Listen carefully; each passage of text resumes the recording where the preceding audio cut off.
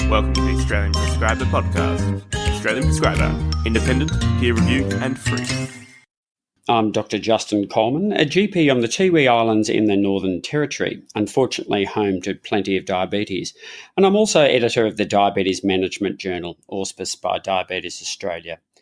Today, I'm speaking with Professor David O'Neill, who's an endocrinologist at the Werribee Mercy Hospital and St Vincent's Hospital, Melbourne, and a researcher at the University of Melbourne.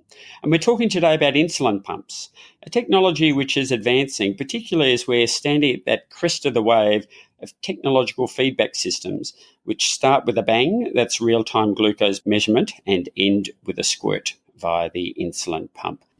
Professor David O'Neill, welcome to Australian Prescriber. Thank you very much, Justin. It's my pleasure to speak here. Professor, insulin pumps have been around since the 1970s, around the same time as the first brick-sized mobile phone. I'm hoping that a lot has changed since those times. Can you describe an insulin pump for us? An insulin pump is a pager-sized device, and contained within it is an insulin reservoir, which contains rapid-acting insulin. This reservoir is attached to tubing, which is flexible and of varying length, and then the tubing ends in a cannula, usually Teflon, which sits under the skin and delivers the rapid-acting insulin subcutaneously. The pager-sized device itself is really a mini computer.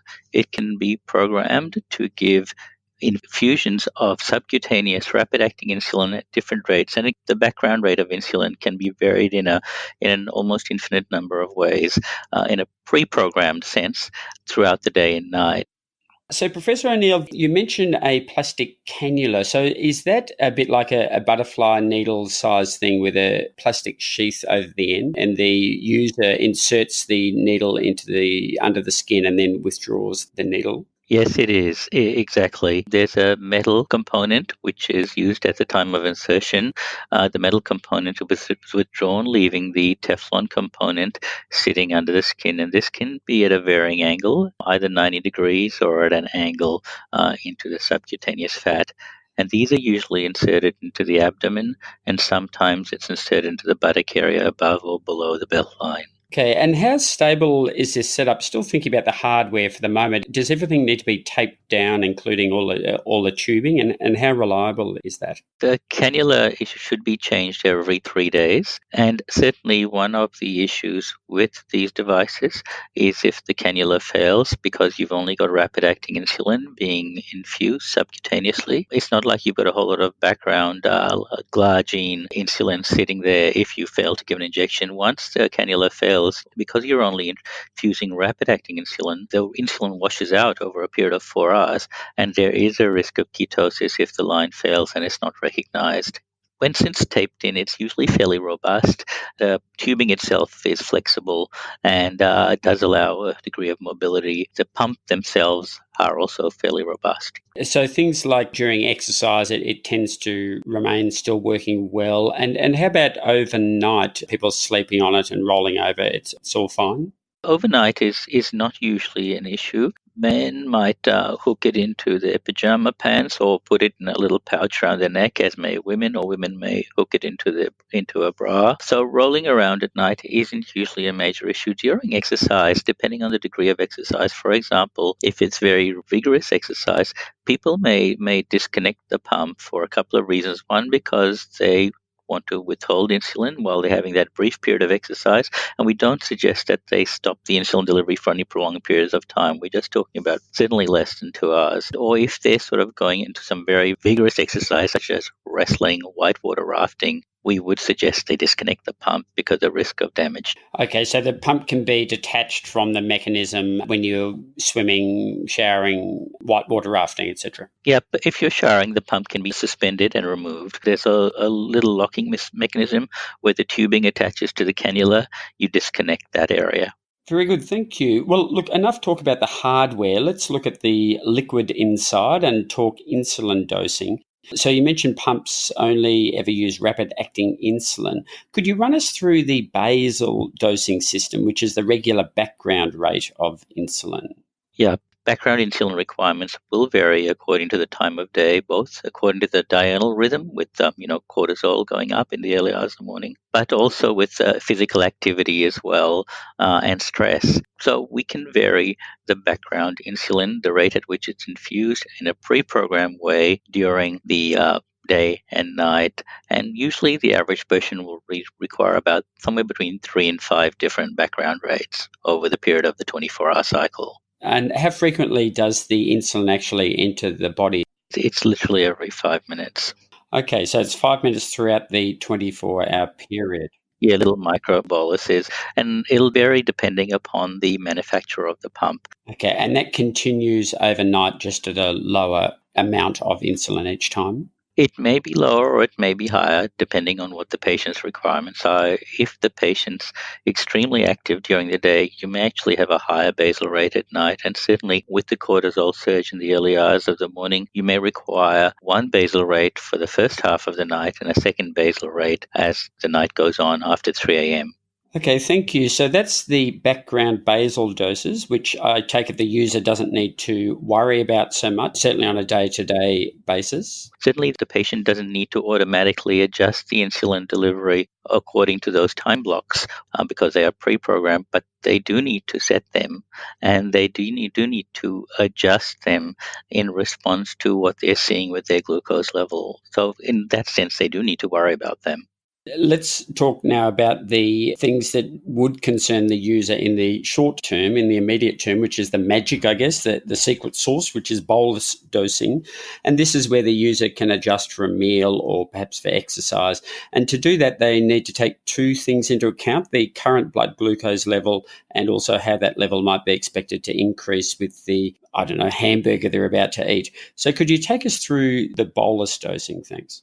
When a patient boluses and uses their bolus calculator in their pump, they will need to perform a finger prick, measure their glucose levels. A lot of meters will actually automatically transmit that information to the pump, so they don't have to manually enter it in. The patient will also have to be able to look at, if they are going to eat, what the carbohydrate content of the meal is, and they will have to manually enter that into the pump. Pre-programmed into the pump are what we call an insulin to carbohydrate ratio. Basically, how much insulin is required for each gram of carbohydrate. And this can vary according to the time of day. Typically, you need more insulin in the morning and less insulin in the evening per gram of carbohydrate. Also, it programmed into the pump is an insulin action time, because if they've given a bolus before, how much of that is still around so it doesn't end up stacking. So you give one bolus and then another bolus, and it prevents you getting this tidal wave of insulin coming in. If the pump feels that there's still a lot of insulin on board from an earlier bolus, it will modify that dose, or it won't let you bolus the second time. So the insulin action time is the amount of time insulin is going to be active in your bloodstream. Yep, and usually that's about 3 hours. Some people have 4, some people have 2.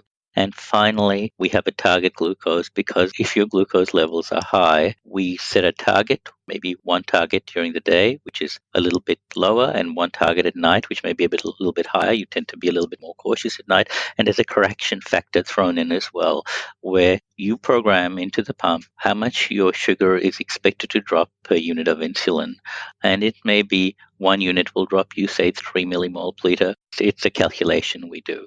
So as a general rule, the basal dosing influences the pre-meal glucose levels, which would include the overnight level, I guess, the early morning, while the bolus dosing influences the post-meal glucose levels. And post-exercise as well, I guess. What do people do about exercise? This is extremely complex. Usually what we suggest to patients pre-exercise is they can drop their basal rates in preparation for it, usually 1 to 2 hours beforehand. If their glucose levels are below a certain amount, say less than 7 millimole per liter, we suggest they have some carbohydrate before the exercise. Exercise isn't really one big homogeneous intervention. High intensity exercise can actually push your glucose levels up because of the counter-regulatory hormone, while moderate intensity exercise will tend to drop it. So it also depends on the exercise and the mix of high intensity and moderate intensity. Most people, because they're awake, will adjust to this or address this. Probably the biggest risk is there tends to be an enhancement of insulin sensitivity overnight after you exercise, and you also need to advise the patients that they may need to drop their basal rates overnight after they go to sleep if they've done some fairly vigorous exercise in the evening. So it sounds like the whole insulin pump is a very individualized thing. The user gets to know their own body and how their body adjusts, and then the health professional advising them also has to very much individualize it for each person. That is correct. But I prefaced this conversation by talking about a conventional pump. Very recently, we've had a glucose sensor talking to the pump, giving continuous glucose information from the interstitial space under the skin. And that basal rate, which previously we had to adjust manually, is now adjusted every 5 minutes based on glucose levels. And this simplifies the process considerably because an individual's insulin requirements, even overnight, can vary between 200 and 400% without us actually knowing why this is the case. Can be stress, can be exercise, can be the meal. So when we program these basal rates in conventionally, it's sort of like trying to pick a t-shirt and one size sort of fits all. And most nights you'll probably get it right, but some nights it'll be way too much, it'll be too big a t-shirt, and some nights it'll be way too little, it'll be too small a t-shirt.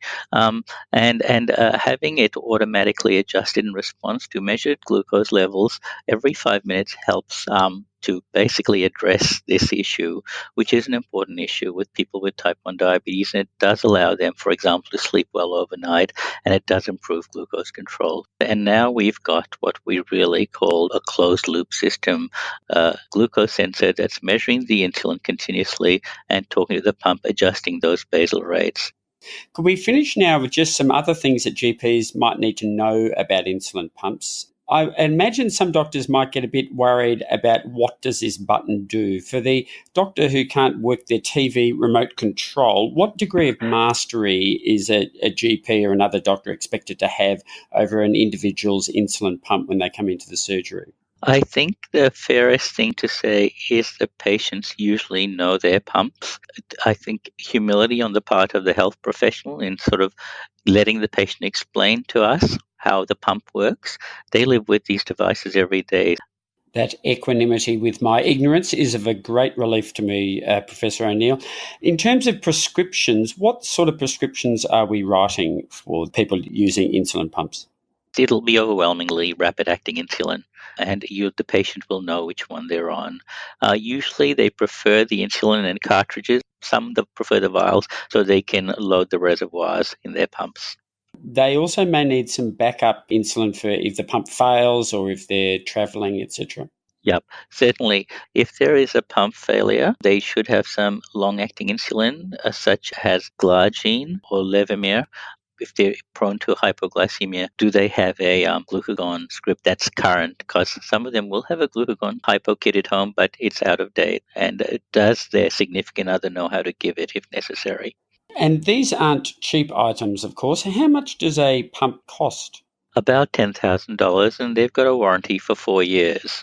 In addition, there are the sensors. They're reimbursed in children, and there's recent legislation come out where they will be reimbursed to certain vulnerable groups. If you had to pay for those yourself and insurance doesn't cover it, about $75 a week. Looking at adjusting doses now, I gather the users can upload their results onto a software program. Is this likely to be feasible on a GP's computer, or is it just health professionals who specialise in adjusting these things?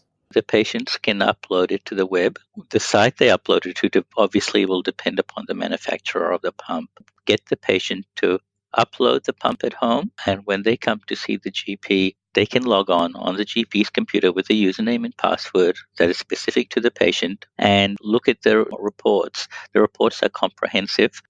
Care of these patients is never dependent upon one individual healthcare professional. We really view this as a team approach where a group of us are all helping to support this very vulnerable cohort. Thank you. That all makes sense to me. I enjoy being a team player. Professor David O'Neill, it has been an education talking to you about insulin pumps for Australian Prescriber today. Thank you very much for coming along. It's my pleasure, Justin.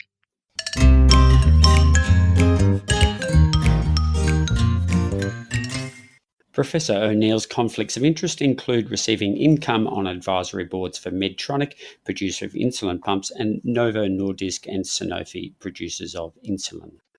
The guest's views are his own, not NPS's, and I just make up things as I go. I'm Dr. Justin Coleman. Thanks for listening to another Australian Prescriber podcast.